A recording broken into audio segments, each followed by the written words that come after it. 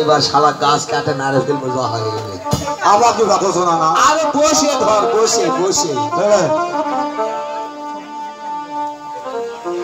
হইল গাছ কাটিলাম ওরে কাটিলাম গাছের পূর্ব ধারায়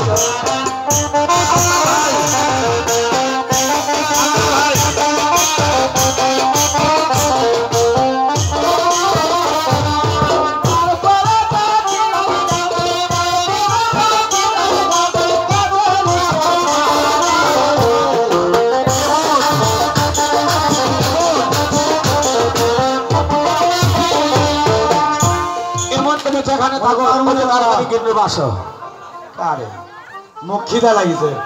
খিদা লাগছে মানে? হ্যাঁ এই জন্যই কসু তোর দ্বারা কোনো কাম হবে না।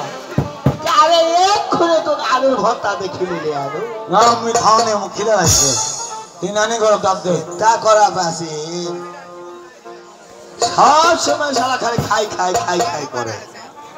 তুই শোন তার একটা কাম তোর নানিক মই ডাকে দেখো দিলে কোনটা টোনটা পাওয়া যায়। আলুর ছানা পায় তো ছানা ভাত তামান খাসে ওরে বাড়ির কাছে গাছের আমাদের